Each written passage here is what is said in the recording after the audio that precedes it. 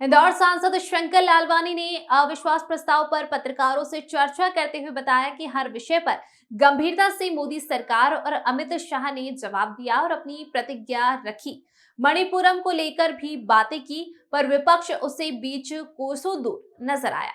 इस वक्त राजनीति गरमाई हुई है। अविश्वास प्रस्ताव को लेकर क्या खास कहा सांसद शंकर लालवानी ने, देखिए इस खबर में। सरफराज खान की रिपोर्ट। विपक्ष का रवैया रहा बहुत ही दुखद रहा।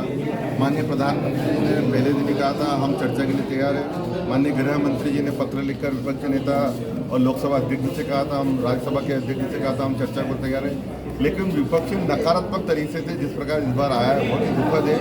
पूरे सदन में कार्रवाई बाधित करने के लिए उनका लक्ष्य था। जब दिल्ली का बिल आया तब चर्चा करने आए, जब हम मणिपुर की बात करने आते तब वो चर्चा करने नहीं आते। माननीय प्रधानमंत्री जी ने पूरा जब जवाब दिया मणिपुर की बात पे विपक्ष में बरीकर किया।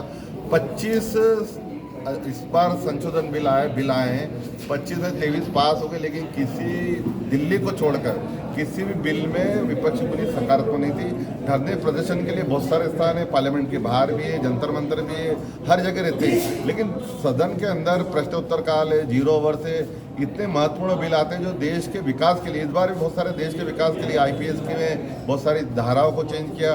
डाटा प्रोटेक्शन बिल आया, एक समाधान बिल आया। आने वाले समय में किस प्रकार ये देश में टेक्नोलॉजी आगे बढ़े उसको लेके 50,000 करोड़ का सीड फंड का एक विभाग बनाया गया है। और मुझे लगता है इससे महत्वपूर्ण बिल जिसमें देश प्रगति कर रहा है उसमें भी सकारात्मक भूमिका विपक्ष नहीं दिखाता है। ये इस बात का दुखद है कि उनको राजनीति करना है। और जब राजनीति की बात आती है, मणिपुर की बात आती है, जब हमारे गृह मंत्री जी ने जवाब दिया तो उस जवाब में भी एक बात का गृह मंत्री ने जवाब दिया। जब प्रधानमंत्री जवाब देने आए तो उन्होंने बहिर्गमन करा। ये बहुत ही दुखद है। ये विपक्ष की नाकामी है जो उनको सकारात्मक भूमिका निभाना चाहिए, विपक्ष की भूमिका निभाना चाहिए, वो नहीं निभाई उन्होंने। ये क्यों जरूरी पड़ रहा है कि इस तरह से मीडिया के बीच? देखिए, जनता को मालूम पड़ना चाहिए कि विपक्ष के लोग किस प्रकार, जहाँ पर कानून बनते हैं, देश के विकास की बात होती है, प्रश्न उत्तर होते हैं, शून्यकाल होती है, उस समय ये हंगामा करते, सदन चलने नहीं देना चाहते। ये प्रजातंत्र के सबसे बड़े मंदिर में जिस प्रकार का करते हैं ये बहुत ही दुखद है, निंदनीय है। ये हम जनता के बीच में ले जा रहे हैं। पर एक भ्रम है कि ये सर्वे करने आ रहा है।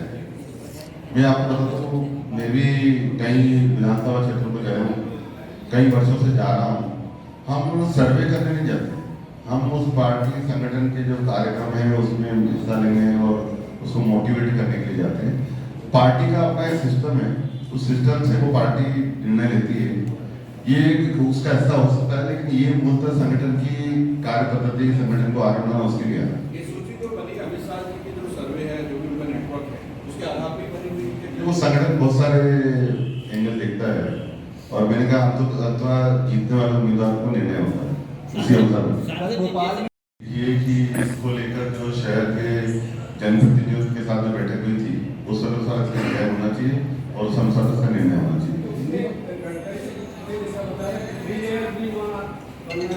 देखिए, सभी हम बैठे थे, जनप्रतिनिधि अधिकारियों के साथ बैठक हुई थी, उसमें हमने कुछ सुझाव दिए थे, वो वर्कआउट हो रहा है और मैंने यही माननीय मुख्यमंत्री ने पत्र लिखा कि उसके अनुसार बनना चाहिए। पूरे शहर की ट्रैफिक व्यवस्था पूरी तरीके से ध्वस्त है। आप रोड के सामने जाइए, 2 से 3 लेन में वहाँ पे कारें खड़ी होती हैं, सारे के सारे बने हुए उल्टी गाड़ियाँ चल रही हैं, जो आपने ई रिक्शा लगाए हुए हैं, राजवाड़े को पूरी तरीके से बदतर कर दिया गया। आप लोग ट्रैफिक की सुधार की बात, एक बार हमने इसको लेकर बैठक ली। आने वाले समय में कुछ प्लान बन रहा है, सभी एजेंसियाँ, नगर निगम, IDA, जिला प्रशासन, ट्रैफिक और हम लोगों के साथ मिलकर इसके लिए अभियान चलेगा। एक सुझाव करिए या सवाल करिए, आपको ये नहीं लगता है कि BRTS में भी जो बस चल रही है, कुछ बसों के लिए इतना बड़ा एरिया दिया जाता है, उसमें यदि स्कूली बस भी चलना शुरू हो गया तो बाहर का थोड़ा ट्रैफिक कम होगा, बच्चे समय पे कुछ सुझाव हमने दिए हैं उसमें, पर निर्णय हो जाएगा तो अवगत करेंगे। सांसद जी, ये जाएगा और किसी को एक चौराहे से दूसरे चौराहे पर जाना होगा तो उसको कहीं ना कहीं से तो उतरना पड़ेगा, फिर वहाँ भुजा देनी पड़ेगी। भुजा देने के लिए फिर जो सिग्नल नीचे लगे वो सिग्नल ऊपर लगाना पड़ेंगे। तो जो टेक्निकल इसका सॉल्यूशन है, जो थ्रू ट्रैफिक जाता है उसके लिए एलिवेटेड बेहतर रहता है और जिनको अलग अलग जंक्शन पे अपने हिसाब से जाना रहता है उसके लिए ब्रिज उपयुक्त रहता है। देश के कई शहरों में इसी पे काम कर रहे हैं लोग, बने हुए हैं। आप कानपुर चले जाइए, जिसको ऊपर से आना वो निकल जाएगा, जिसको अगले चौराहे जाना वो बीच के नीचे। ट्रैफिक सर्वे के माध्यम से जितना थ्रू ट्रैफिक ज़्यादा जाएगा उसके लिए एजुकेटेड ज़्यादा अच्छा है।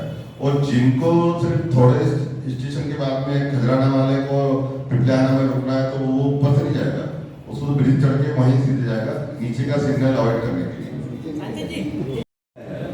देखिए किस प्रकार से मैं भी जा रहा हूँ भोपाल भी, आपसे बात करके मैं भी सीधे भोपाल जा रहा हूँ। तो ये पार्टी का एक हिस्सा है, कार्य पद्धति है कि हम कैसे आगे काम करें, ये पार्टी की नीति के अंतर्गत ही सब हो रहा है।